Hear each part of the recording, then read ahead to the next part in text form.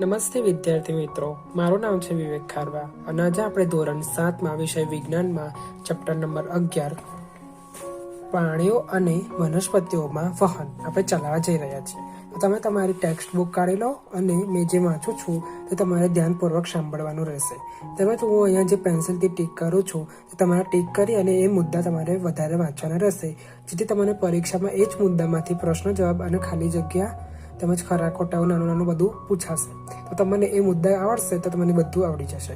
તો આપણે જોઈએ પહેલું કે તમે અગાઉ શીખી ગયા છો કે બધા સજીવોને પોતાનું અસ્તિત્વ ટકાવી રાખવા માટે ખોરાક, પાણી અને ઓક્સિજનની જરૂર હોય છે. સજીવોને આ બધું શરીરના એક ભાગમાંથી બીજા ભાગમાં પહોંચાડવું જરૂરી છે. ઉપરાંત પ્રાણીઓને ઉત્સર્જક પદાર્થોની શરીરના જે ભાગમાંથી નિકાલ કરી શકાય ત્યાં પહોંચાડવા જ રહ્યા. તમે આશ્ચર્ય નથી થતું કે આ બધું કેવી રીતે થાય છે? આકૃતિ 11.1માં જુઓ આ આકૃતિ છે. આપણે આ આકૃતિનું બધું ભણવાનું છે. જેમ કે આપણે આ ભણવાનું છે હૃદય વિશે, આ ધમનીઓ, શીરા, એ બધું વિશે આપણે ભણીશું. મૂત્રપિંડ વિશે છેલ્લે ભણીશું.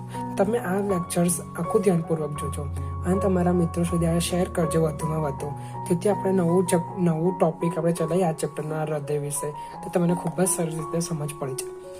તો અહીંયા લખ્યું છે કે શું તમને હૃદય અને રુધિર વાહિનીઓ જોઈ શકો છો?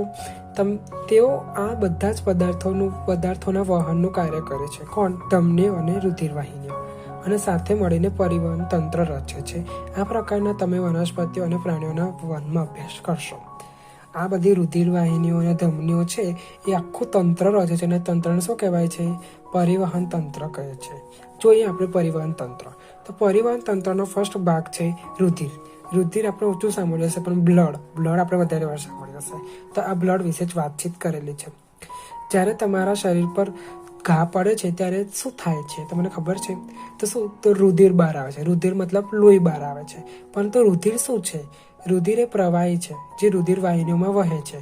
રુધિર મતલબ કે રુધિર એ લોહી જેવું પ્રવાહી છે, જે આપણે રુધિર વાહિની જેને આપણે નસ તરીકે પણ કહેતા હોઈએ છીએ, તે નસમાં આપણું લોહી વહે છે. તે 5 જ ખોરાકનું ઘટકોના નાના આંતરડાથી શરીરના વિવિધ ભાગો તરફ વહન કરે છે.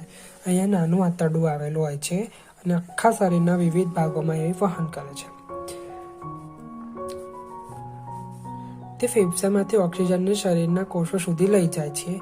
તે શરીરના ઉત્સર્ગત દ્રવ્યોનો શરીરના નિકાલ પણ કરે છે. રુધિર આ બધા પદાર્થોનું વહન કેવી રીતે કરે છે તો જોઈએ આપણે. તો રુધિર એક પ્રવાહી છે જેમાં વિવિધ પ્રકારના કોષો સમાવિષ્ટ છે. રુધિર શું છે? ટીક કરી લો. રુધિર એક પ્રવાહી છે જેમાં વિવિધ પ્રકારના કોષો સમાવિષ્ટ છે. બીજું પાન નંબર પર જોઈએ આપણે. રુધિરનો પ્રવાહી ભાગને આપણે રુધિર રસ કહીશું. રુધિરનો જે પ્રવાહી ભાગ છે એને આપણે રુધિર રસ કહીશું. રક્તકણને શું કહીએ છીએ આપણે? આરબીસી. એક પ્રકારના કોષો છે જે લાલ રંજક દ્રવ્ય એટલે કે હિમોગ્લોબિન ધરાવે છે. હિમોગ્લોબિન એટલે શું? તો કે લોહી. આપણે દવાખાને જતા હોય તો આપણને ખબર હશે કે ડૉક્ટર આપણને હિમોગ્લોબિનનો પર રિપોર્ટ કાઢવાનું કહે છે. એટલે હિમોગ્લોબિન એટલે શું? તો કે લોહી. કે આપણા લોહીમાં શું રહેલું છે એ જાણવા માટે આપણને ડૉક્ટર હિમોગ્લોબિન જેવું આપણે કહેતા હોય છે. હિમોગ્લોબિન ઓક્સિજન સાથે જોડાય છે અને શરીરના બધા ભાગોને અને અંતે કોષો સુધી પહોંચાડે છે.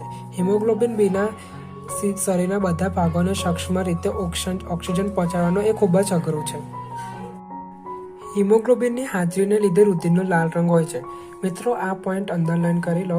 આ પોઈન્ટ વારંવાર ખાલી જગ્યા અને એક વાક્યના પ્રશ્નમાં પૂછાતો હોય છે કે આપણા લોહીનો લાલ રંગ કેમ હોય છે? મતલબ કે રુધિરનો લાલ રંગ કેમ હોય છે? તો હિમોગ્લોબિનની હાજરીને કારણે આપણા લોહીનો એટલે કે રુધિરનો લાલ રંગ હોય છે. રુધિરમાં શ્વેત કણો પણ આવેલા હોય છે જે શરીરમાં પ્રવેશતા જીવાણુઓ સામે લડે છે. મતલબ કે આપણા શરીરમાં જે જીવાણુઓ પ્રવેશતા હોય છે રોજબરોજ, તેની સામે કોણ લડે છે? તો કે આ શ્વેત કણો લડે છે.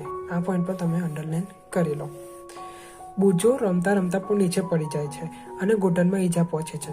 કપાયેલા ભાગમાંથી રુધિર બહાર આવે છે. થોડાક સમય પછી તેણે જોયું કે રુધિર વહેતું અટકે છે અને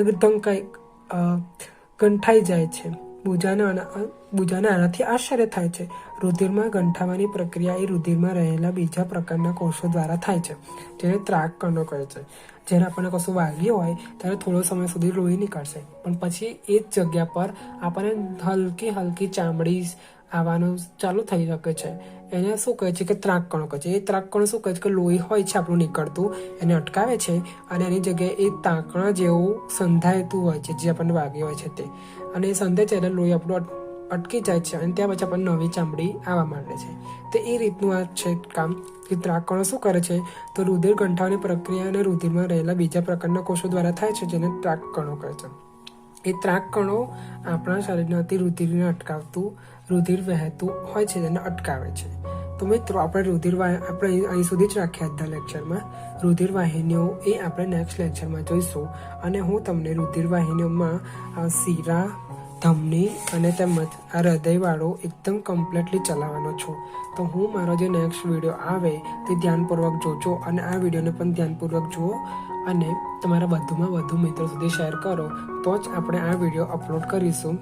આ વિડીયો મેં એકદમ સરસ રીતે આખું એક્સપ્લેન કરું છું, કારણ કે આ ટોપિક તમને એક્ઝામમાં હંમેશા પૂછાય જ છે.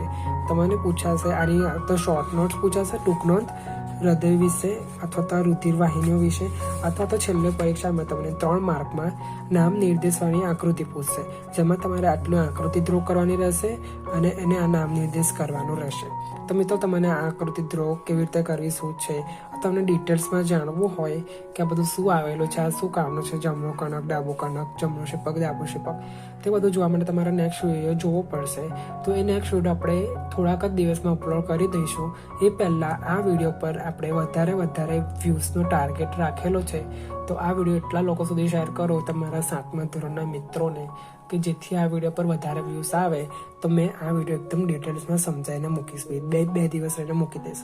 તો તમે આ વિડીયો જુઓ, મુદ્દા લખો, આ મુદ્દા તમારે મેં ટીક કરાય, એકવાર વાંચી જાઓ, કમ્પ્લીટ કરી લો આટલો ટોપિક,